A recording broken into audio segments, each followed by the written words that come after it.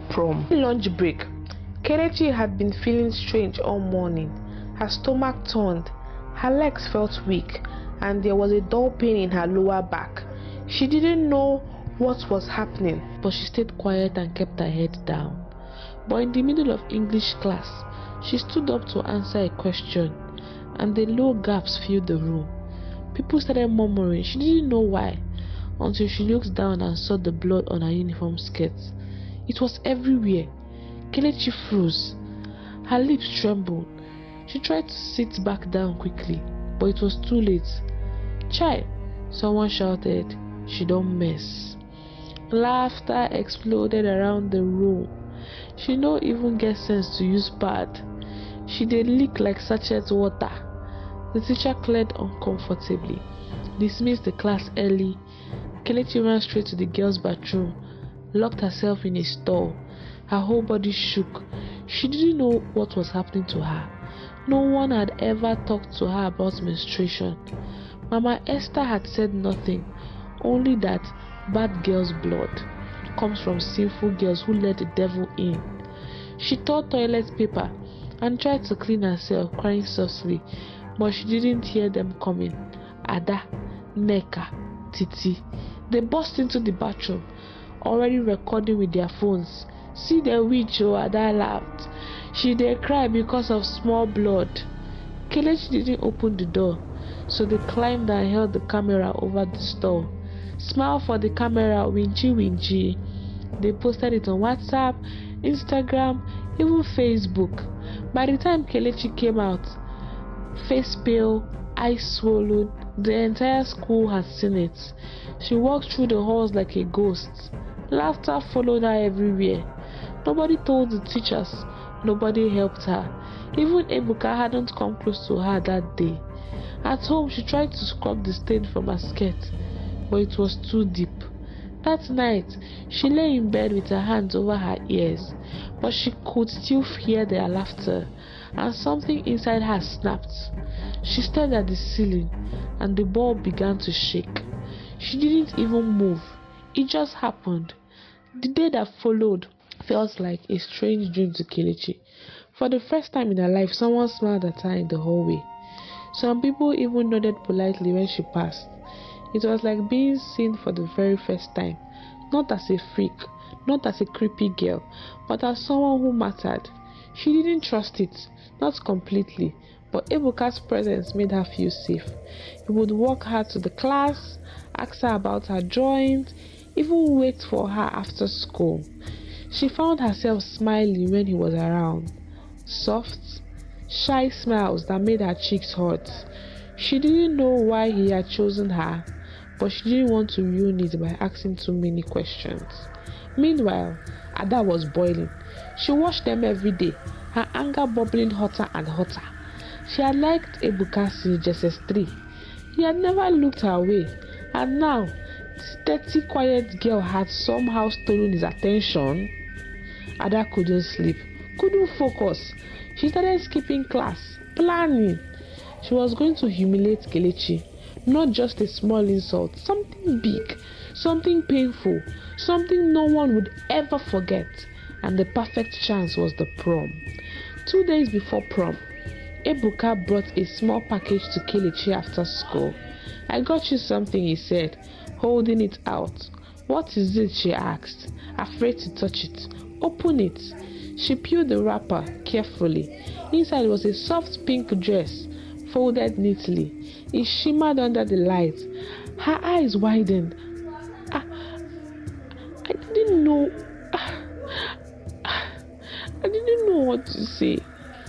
Say you will wear it," he said, smiling. "You will look beautiful in it." Kelechi nodded slowly, holding the dress to her chest. No one had ever given her a gift before, not even her mother. That night, she hid the dress under her mattress. If Mama Esther saw it, she would burn it in the name of holiness. The day of the prom came like a rushing wind. The school compound was transformed, banners, balloons, colored lights everywhere. Music pumped through the speakers. Everyone wore their best clothes, their best smiles, their best lies. Then Kelechi arrived. She stepped into the hall like a stranger in a dream. Her pink dress hugged her small frame, her hair brushed carefully and tied back with a ribbon, shimmers like wet sand. Every eye turned to her. For the first time, the whispers were different. Is that Kelechi? She looks like a real baby. Chai! I didn't know she could look like that. Ebuka walked up to her, dressed in a clean white suit. He took her hands and together they moved through the crowd like something out of a story. While above, behind the stage, hidden in the shadows, Ada was waiting. She held a rope in her hand. The rope led to a heavy black bucket, balanced at the edge of the roof above the stage. Inside the bucket was animal blood, thick, dark, and stinking. She smelled as she saw Kelechi being called upon. They were about to announce the prom queen. She already knew who would win. She had rigged the vote, and Kelechi was walking straight into the trap. The lights in the school hall were soft and glowing, casting a golden haze over the polished floor. Music playing gently in the background. The crowd buzzed with energy as students danced, laughed, and took pictures. Kelechi stood beside Ebuka near the stage, trying her best to smile, but inside she was shaking. She remembered the video, the bathroom, the blood, the laughter, the silence afterwards. It still clung to her skin like sweat. Even now, she could feel the eyes. Some admired, others mocked, some stared with quiet fear. But Ebuka stood tall beside her and gave her courage. The principal walked up to the microphone. Ladies and gentlemen, this year's prom kings and queen has been chosen by your vote. The crowd quieted. Kelechi's heart raced. She wasn't expecting anything. She didn't even understand why she came. But being beside Ebuka, dressed in a pink gown, light shining on her, people looking without laughing, it felt like a dream. A dangerous, beautiful dream. And the prom queen is... The principal smiled and opened the envelope. Kelechi. For the moment, the hall went completely still. Then there was a confused round of applause. Some cheered, others whispered. Kelechi didn't move. Ebuka touched her hand gently. Go! You deserve it. She walked to the stage slowly. Every step felt heavy, like the ground might open and swallow her whole. But when she reached the stage and turned to face the crowd, a tiny smile curled her lips. She had never been seen like this before. For once she felt beautiful. Then it happened.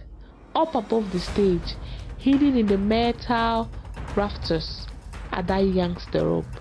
The black bucket tilted and the blood fell. It splashed onto Kelechi's head, face, shoulders, and chest. The entire hall gasped. The music stopped. The pink dress turned dark red. Crowd froze in silence.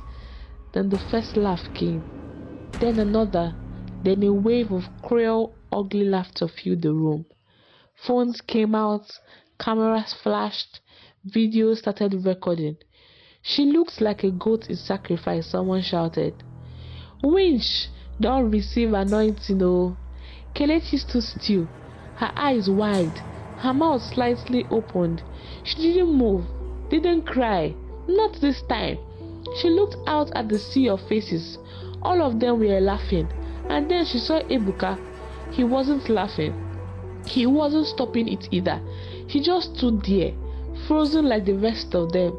Something inside Kelechi broke. Not like before. This was different. This was final.